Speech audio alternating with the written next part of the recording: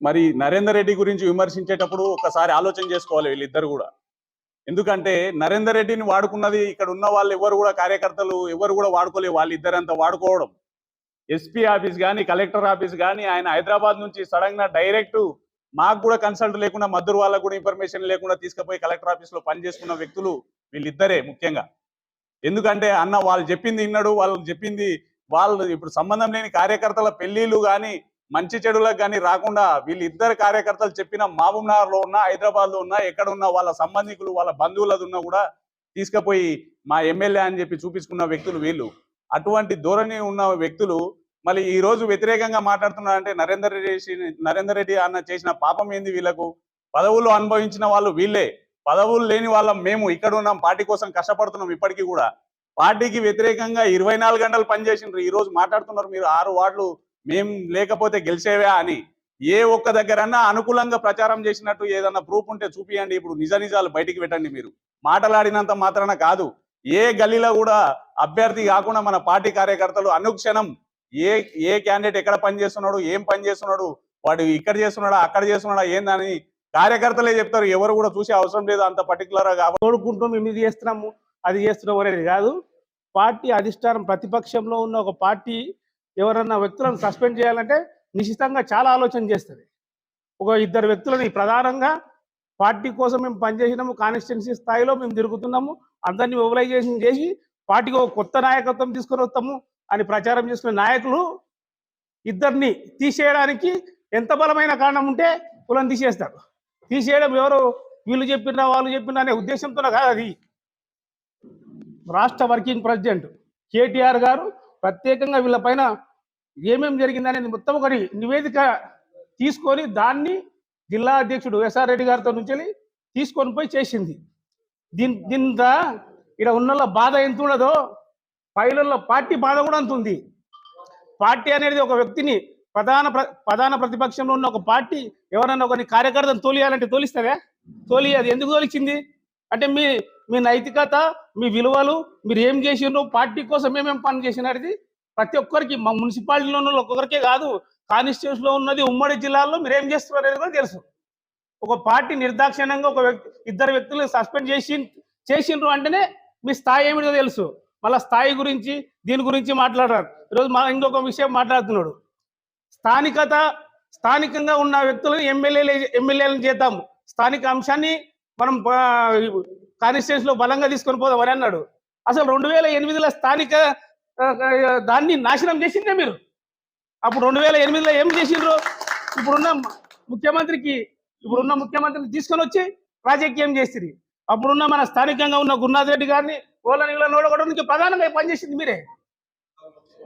ఆ రోజు అప్పుడున్న కాంగ్రెస్ గవర్నమెంట్ లోపల 2014 ఎలక్షన్ లోపల నేను ప్రత్యక్షంగా ఉన్నా. ఏం చేసిండ్రు? అప్పుడున్న జైపాల్ రెడ్డి గారు ఎంపీ, ఇప్పుడు ఆ ఎంపీ అయ్యేటోడు ఎందుకు తప్పిస్తారు? గురునాథ్ రెడ్డిని పార్టీకి వెళ్ళి బయటికి తోలిచ్చి మా విఠలరావుకు టికెట్ ఇప్పించి ఆయన అన్నాడు, జైపాల్ రెడ్డి నారాయణపేటలో విఠలరావుకి ఇస్తా, ఇక్కడ గురునాథ్ రెడ్డికి ఇస్తా, నేను గెలుస్తా, మీరు కూడా ఇదైతారు, గవర్నమెంట్ వస్తుంది అనే ఉద్దేశం చేసి అప్పుడు కూడా అదే చేస్తారు. అప్పుడే మీరు అంటే 2008 నుంచి మీది రాజకీయం ఇదే. స్థానిక సంస్థలు వచ్చినా, ఎమ్మెల్యేలు వచ్చినా, ఏ రాజకీయం వచ్చినా, ఏ రాజకీయం జరగాలన్నా ఇప్పుడు ఏదైనా ఒక రాజకీయ పార్టీ 5 ఏళ్ళు ఎందుకోసం కొట్లాడుతుంది తెలుసా? ఎలక్షన్ కోసమే కొట్లాడుతుంది. ఎలక్షన్లో పోటీ చేసి గెలుపోవడం సహజం. ఎలక్షన్లో పోటీ చేసి గెలిచి రాజ్యాధికారం కోసమే రాజకీయ పార్టీలు ప్రయత్నం చేస్తాయి. 5 ఏళ్ళు మీరు ఏమైనా చేసుకోలేదు. ఆ ఎలక్షన్ టైంలో వెనుపోటు పొరిస్తే ఇంకా పార్టీ ఎట్లా మనగడ సాధిస్తుంది? ఈ రాష్ట్రం లోపల ముఖ్యమంత్రి గారికి కూడా ఈడ ఉన్న మద్దూరు కంపల్సరిగా బీఆర్ఎస్ వశం అవుతుంది అని చెప్పిండ్రు. అన్ని సర్వేలు చెప్పినాయి. ఎందుకు వశం కాలేదు? అవును, నేను పార్టీ నాయకుడు, నేను పార్టీ కోసం 2 ఏళ్ళు పనిచేసినా, 10 ఏళ్ళు పనిచేసినా, ప్రతి కార్యకర్తకు నేను మొబిలైజేషన్ చేసి వాళ్ళని చైతన్యపరిచి వాళ్ళ కోసం ఒక సామాజిక వర్గాన్ని మొత్తం నా ఎంటున్నదని చెప్పినావు. నీకు ఇప్పుడు నీ గ్రామం లోపల ఉన్న 5 సీట్లు బీఆర్ఎస్ పార్టీ కారు గుర్తు మీదనే పోటీ చేసిండ్రు కదా. కారు గుర్తు మీద పోటీ చేసినప్పుడు నువ్వు ప్రచారం చేయాల్సింది కారు గుర్తు లేకపోతే మక్తలన్న. ప్రచారం ఏడే చేయలే. పార్టీ అధిష్టానం ఆదేశించింది కారు గుర్తు మీద, కేసీఆర్ గుర్తు మీద నీకు ఇచ్చిండ్రు. వాళ్ళ 5 మంది కోసం నువ్వు కష్టపడేందుకు కూడా పోతే అందులో 3-4 సీట్లు రాకుండానా? 3-4 సీట్లు వచ్చేయడం మనకు ఇది కాకుండానా? నువ్వు అది గెలిపించి చూపించి ఇప్పుడు మాట్లాడింటి మేము అందరం కప్పుకుంటుంటే మేము మాట్లాడుకుంటుంది ఇక అది కాదు ఇది కాదు. ఎప్పుడున్నా ఒక పత్రికలో ఒక ప్రకటన చేయాలి, మీడియా పరంగా ఒకటి హల్చల్ చేయాలి, ప్రతిరోజు వార్తలు ఉండాలి. నేను పెద్ద లీడర్ అంటే కాదు, కింది స్థాయి కార్యకర్తల నుంచి కార్యకర్తల్ని పైకి తీసుకొని వచ్చి వాళ్ళ ద్వారా నువ్వు చప్పట్లు కొట్టుకుంటే పెద్ద లీడర్ అవుతారు. కానీ ఇవన్నీ కాదు. ఇంకోటి పార్టీ మిమ్మల్ని సస్పెండ్ చేసింది అంటే ఇంకా తాత్కాలికంగానే అనుకుంటున్నారు. పార్టీ మిమ్మల్ని బహిష్కరించేంత వరకు మేము అందరం పోరాటం చేస్తాం. వాస్తవంగా చెప్తున్నాము. పార్టీ ఎక్కడ ఇప్పుడు మన మున్సిపాలిటీ లోపల పార్టీ ఏది ఇదలేదు, పార్టీ బలంగానే ఉన్నది. మనతోనే ఇంకా ప్రతిపక్ష పార్టీలకు రానికి కూడా తయారుండేది. వలసలు స్టార్ట్ అవుతాయి. మీరు పోతే మంచి నాయకత్వం వచ్చిందనుకో మేము అందరం కష్టపడతాం. కష్టపడే నాయకత్వంతో పనిచేయడానికి చాలా మంది ఉండరు. ఇంకా మా ఎమ్మెల్యే గారి మీద మాట్లాడతారు, ఎమ్మెల్యే ఇట్లా పైసలు తీసుకున్నాడు అట్లా పైసలు తీసుకున్నాడు. మీ సొంత వ్యవహారాల గురించి ఒక వ్యక్తిని హననం చేయడం, ఎమ్మెల్యే లాంటి వ్యక్తిని హననం చేయడం, వ్యక్తిగత హననం చేయడం ఎంతవరకు కరెక్ట్? నాకు పైసలు ఇవ్వాలి, ఇది చేయాలి, పార్టీని నాశనం చేసిండు అంటే పార్టీని నాశనం ఎవరు చేస్తున్నారు, పార్టీని ఎవరు అభివృద్ధిలోకి తీసుకుని వస్తున్నారు అనేది రాష్ట్ర నాయకత్వానికి తెలియదా? కేటీఆర్ మీద ఇంతకుముందు నరసింహ అన్ని విషయాలు కూలంకుశంగా చెప్పిండు, కానీ కేటీఆర్ గారికి తెలియదా? ఇప్పుడు వచ్చే ఎలక్షన్ లోపల ఎవరు ఎన్ని చెప్పినా ఏం చెప్పినా నరేందర్ రెడ్డి గారే ఎమ్మెల్యే క్యాండిడేట్ బీఆర్ఎస్ పార్టీ తరఫున ఆ నరేందర్ రెడ్డి గారిని గెలిపియానికి మేమందరం సైనికుల్లాగా పనిచేస్తాం. తప్పకుండా ఒక వ్యక్తిని ఎమ్మెల్యే గారి మీద అవాకులు చెవాకులు పేలితే ప్రజలు చూస్తూ హర్షించారు. మనోళ్ళే అంటారు మీరు ఏం చేస్తున్నారా అని అంటారు. ఇప్పుడు ఆయన చేసిన కాడికి చేసిండు, ఆయన ఏం చేసిండు అనేది ప్రతి ఒక్కరికి మనం కాదు, ఇప్పుడున్న కార్యకర్తలకు మా బీఆర్ఎస్ కుటుంబ సభ్యులకు తెలియదని కాదు, ప్రతి ఒక్కరికి ఇప్పుడు సెల్ ఫోన్లు వచ్చినాయి, అన్ని సామాజిక మాధ్యమాలైనా ఏం చేసిండ్రు ఏం లేదు. ఒక వ్యక్తిని ఇప్పుడు బీఆర్ఎస్ పార్టీకి చైర్మన్ గిరి కాకుండా చేసింది ఎవరెవరు అనేది ప్రతి ఒక్క చిన్న పిల్లానికి అడిగితే కూడా తెలుస్తుంది. దాని మీద మళ్ళీ మేము సస్పెండ్ అయినాము, మమ్మల్ని ఎట్లా చేస్తారు మేము చూస్తాము, ఇంకోటి స్థానికత విషయం అనే ఇప్పుడు ఏదన్నా ఒక అంశాన్ని తీసుకొని వచ్చి హైప్ చేద్దామనేది ఇది చేస్తున్నారు. అలాంటివి ఏమి కుదరదు. మేము అందరం కలిసికట్టుగా ఉంటాము. ఇప్పుడు మా పార్టీ తరఫున కొన్ని లోటుపాట్లు ఉన్నా అవన్నీ సరి చేసుకొని పోతూ మన మాజీ ఎమ్మెల్యే గారిని ఎమ్మెల్యేగా చూసి కేసీఆర్ని ముఖ్యమంత్రి చేసినంత వరకు మేమందరం కష్టపడి పనిచేస్తాం, అందరికి సహకారంతో పనిచేస్తాం. ఏదైతే ఈ బీఆర్ఎస్ పార్టీ ఓడిపోవడానికి ఇంకొక మాట కూడా మాట్లాడినరు. 2018లో అంతంత మాత్రం ఉంటే 2018లో మేమే వచ్చి గెలిపించినామని. అయ్యా మీకు ఒక విషయం తెలవాలి, 2014లో మీరు లేరు పార్టీలా. 2014లో తెలంగాణకు సపరేట్ ఎన్నికలు జరిగితే అప్పుడు లాస్ట్ మినిట్ లో గురునాథ్ రెడ్డి గారిని బీఆర్ఎస్ పార్టీ అభ్యర్థిగా ప్రకటిస్తే మరి కొడంగల్ నియోజకవర్గంలో మన మద్దూరు మండలంలో అప్పుడు ఉన్నటువంటి ప్రెసిడెంట్ ఆధ్వర్యంలో మేము పనిచేసినాం, జనరల్ సెక్రటరీగా ఉంటే మేము అందరం పనిచేస్తే కాంగ్రెస్ పార్టీకి మనకు సమానమైనటువంటి ఓట్లు వచ్చినాయి మద్దూరు. అంటే అప్పటి నుంచే ఇక్కడ పార్టీ పటిష్టంగా ఉంది. మీరు వచ్చి ఏదో ఉద్ధరించి మీరేదో వచ్చింది ఏదో చేసి లేరు. తదనంతరం 2014లో పార్టీ గెలిచిన తర్వాత ఈ 5 సంవత్సరాలు ప్రభుత్వం బీఆర్ఎస్ పార్టీ ప్రభుత్వం ఎన్నో అభివృద్ధి సంక్షేమ కార్యక్రమాలు చేసిన తర్వాత వాటన్నింటికి ఆకర్షితులై 2018లో మీరు తప్పని పరిస్థితుల్లో మీ మనుగడ కోసం మీరు మన కాంగ్రెస్ పార్టీ ఇందులోకి వచ్చిండ్రు. వచ్చిన తర్వాత అప్పుడున్నటువంటి కేసీఆర్ గారి అభిమానంతో ఇక్కడ 2018లో ఎక్స్ఎమ్మెల్యే గారు నరేందర్ రెడ్డి గారు గెలవడం జరిగిందని చెప్పి ఈ సందర్భంగా తెలియజేస్తా ఉన్నాం. ఎంతసేపు మేము ఉంటేనే ఈ పార్టీ నడుస్తుంది అట్లా ఇలా అన్నా మీద కరెక్ట్ కాదని చెప్పి సందర్భంగా తెలియజేస్తా ఉన్నాం. ఇంకొకటి ఈ మున్సిపాలిటీ కాకుండా సర్పంచ్ ఎలక్షన్లలో కూడా సర్పంచ్ ఎలక్షన్లో మీరు ఎవరు రాకపోయినా దాదాపు 8 నుంచి 9 సర్పంచ్ ఈ మద్దూరు మండలంలో సర్పంచ్లను గెలుచుకోవడం జరిగింది బీఆర్ఎస్ పార్టీ అని చెప్పి సందర్భంగా తెలియజేస్తా ఉన్నాం. మీరు ఈరోజు మాట్లాడుతూ ఉన్నారు, ఒక ఆయన మాట్లాడుతూ ఉన్నాడు మరి ఇంతకుముందు బాల్సింగ్ పోతే సంకాలు ఎగరేసిండ్రు, గురునాథ్ రెడ్డి పోతే సంకాలు ఎగరేసిండ్రు, ఇప్పుడు మేము పోతే కూడా సంకాలు ఎగరేసి ఎవరు ఎగరేసిండ్రయ్యా?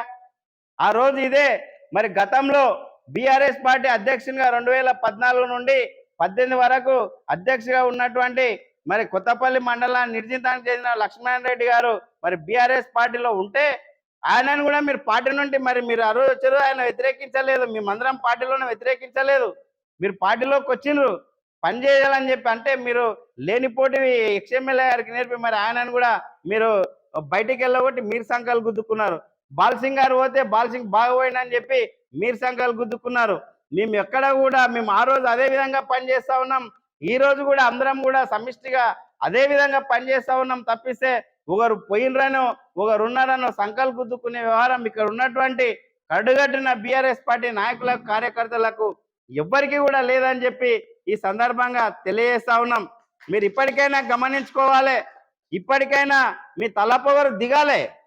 ఇప్పటికీ మీరు అహంకారపూరితంగానే మాట్లాడుతూ ఉన్నారు. ఇప్పటికైనా పశ్చాత్తాపడండి. అరే బీఆర్ఎస్ పార్టీ మద్దూరు మండలంలో మున్సిపల్లో తెలంగాణ బీఆర్ఎస్ జెండా ఎగురుతుండే కదా, మా నుండి మరి కొంత పార్టీకి నష్టం జరిగింది కదా, దీన్ని ఈ విధంగా మేము తప్పు చేసినాం కదా, పశ్చాత్తాపడితే మీరు చేసిన పాపానికి కొంత ప్రాయచిత్తం జరుగుతుంది. పైన భగవంతుడు కూడా కొంతనన్నా ఇది చేస్తాడు. కానీ తప్పు చేసి మీ తప్పు కప్పిపుచ్చుకునికే ఎక్స్ఎమ్మెల్యే గారి మీద మాట్లాడడం అనేటటువంటిది చాలా తప్పు.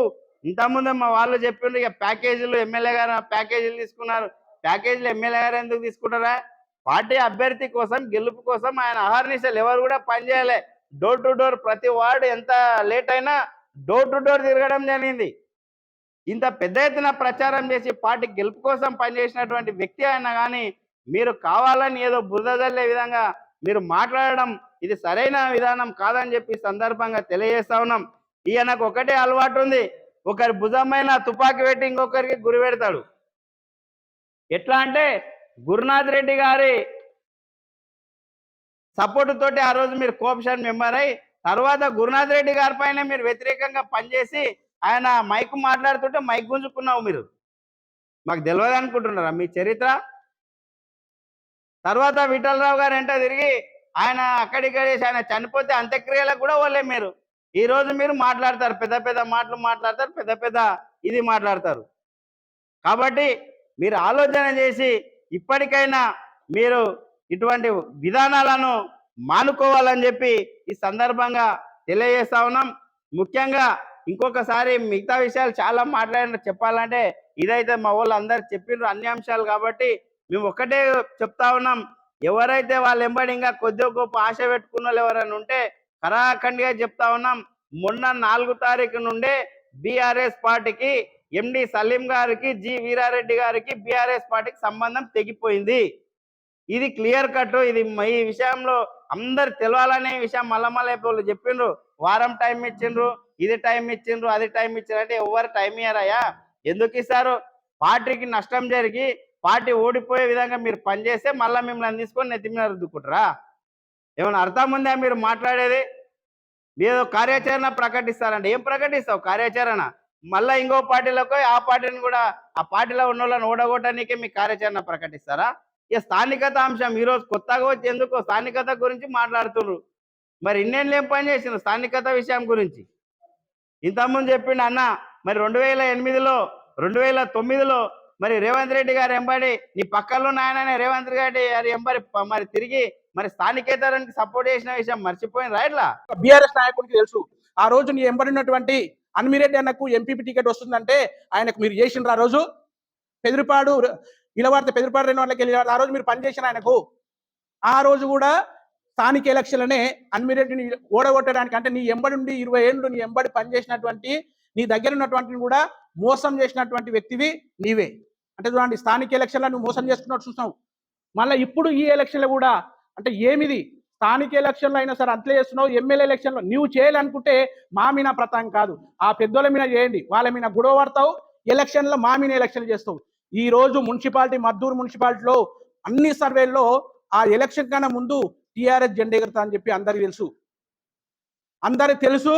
11-12 సీట్లు వస్తాయని కూడా తెలుసు. కానీ దానికి రాకుండా ఉండడానికి నీ ప్రయత్నాలు ఏంది? మీరు అనుకుంటారు మేము లేనందుకే ఓడిపోయిందని అనుకుంటాం కాదు. ఓడగొట్టడానికే పెద్ద శుద్ధి కాదు. ఓడగొట్టడం చాలా ఈజీ, కానీ గెలిపించడం అనేది చాలా కష్టం. అది మీరు రాజకీయంగా తెలుసు కాబట్టి చెప్తున్నా. ఓడగొట్టడం పెద్ద శుద్ధి కాదు. 10 ఓట్లు తీసుకొచ్చి ఓడగొట్టు, కానీ గెలిపించడానికి ఎంత సత్తా కావాలి? ఈ రోజు మద్దూరులో 6 మున్సిపాలిటీల్లో గెలవడం అంటే మామూలు విషయం కాదు. మీరు విశ్వ ప్రయత్నాలు చేసిండ్రు. ఆ రోజు 6 గెలిచాం అంటే మేము లేకపోతే మద్దూరు కూడా జీరో. కోజ్గి కొడంగల్ ఎట్లా జీరో అవుతుందో మద్దూరు కూడా జీరో అవుతా అని చెప్పి చిలాకులు చేసి మీరు గల్లలు ఎగిరేసి మీరు ఎంత ప్రయత్నాలు చేసిండ్రో, కానీ మద్దూరు లోకాల్లో మాత్రం మీ ప్రయత్నాలు వీలు కాలేదు. మీ సొంత ఊర్లో ఏమో డబ్బులు ఇచ్చో మందిచ్చో ఏదో మస్క కొట్టి అది నీ వాళ్ళ అతలో ఒక వ్యక్తి మీద అభిమానంతోన పార్టీ మాకు చైర్మన్ పదవి వస్తుందనే ఉద్దేశంతో ఊరు ఒకవైపు అయింది. కానీ మీ మీద ప్రేమతోన కాదు, మీరు ఇచ్చిన డబ్బుల మీద ప్రేమతోన కాదు, మీరు పెద్ద బడా లీడర్ అని కూడా కాదు. మీరు మీ పాత్ర ఏమి లేదు అక్కడ. కాంగ్రెస్ గెలవడానికి మీ పాత్ర జీరో.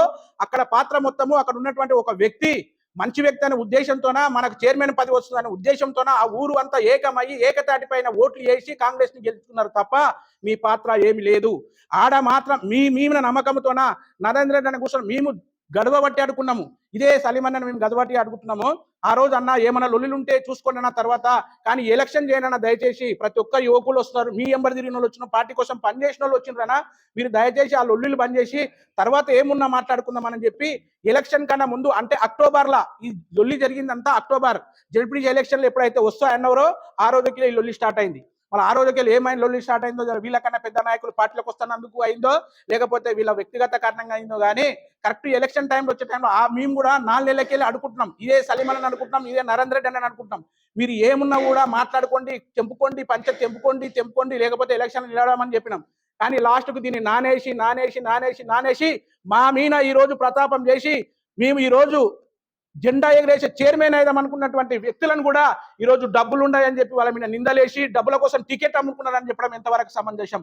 డబ్బుల కోసం అమ్ముకునేటువంటి టీఆర్ఎస్ పార్టీ సర్వేలు చేసిన అధిష్టానం సర్వే చేసి ఒకటే మాట చెప్పింది, నీకు చైర్మన్ పదవి అంటే నీకు కోరిక ఎప్పుడుంది?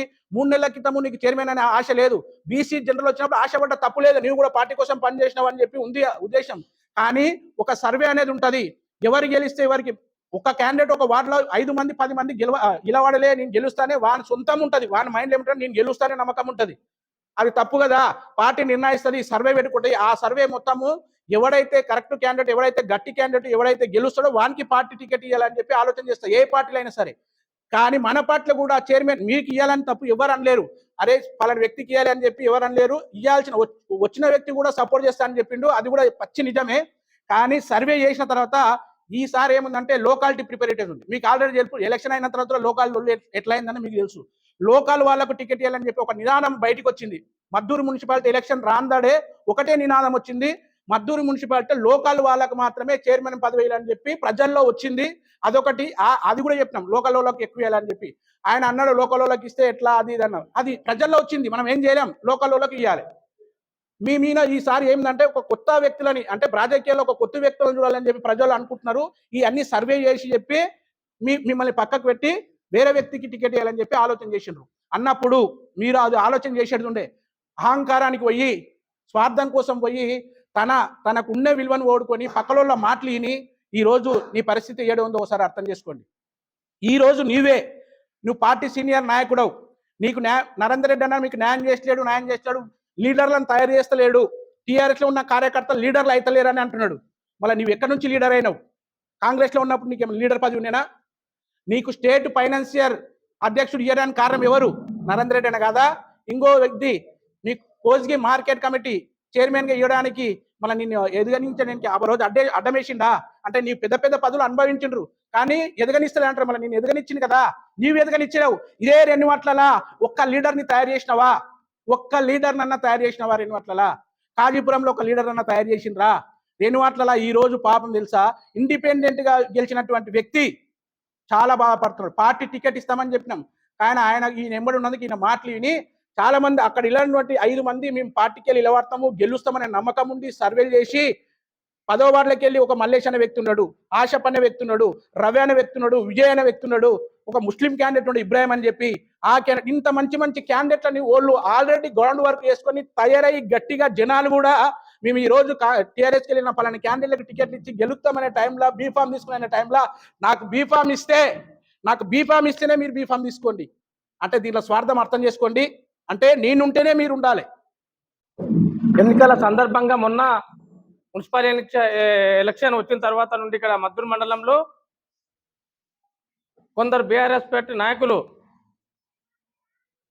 ఎమ్మెల్యే మీద ఏదో అవకతవకలు మాట్లాడుకుంటూ ఉండి ఎమ్మెల్యే ఎలక్షన్లో కూడా వాళ్ళందరూ ఈరోజు మద్దూరు మండలంలో చైర్మన్ అయ్యి 10-11 కౌన్సిలర్లు గెలిచే అవకాశం ఉంటే బీఆర్ఎస్ పార్టీ నాయకులే పార్టీకి వ్యతిరేకంగా చేసి చైర్మన్ కాకుండా చేసి మళ్ళీ నిన్న మొన్న కూడా అది మన రాష్ట్ర నాయకత్వం దృష్టికి పోయి నిన్న మొన్న వాళ్ళని సస్పెండ్ చేయడం జరిగింది పార్టీకి వ్యతిరేకంగా చేసినందుకు. మళ్ళీ నిన్న ఈరోజు ప్రెస్ మీట్ పెట్టి ప్రియతమ నాయకులు అన్న పట్నం నరేందర్ రెడ్డి గారి మీద అవాకులు చవాకులు పేలుస్తూ వాళ్ళు ఎన్నో మళ్ళీ విమర్శలు చేయడం జరుగుతుంది. ఒకసారి మీరు ఆలోచన చేయలే, మీరు కూడా నరేందర్ రెడ్డి అన్న గారు మీకు కూడా మంచి అవకాశం ఇచ్చిండా లేదా?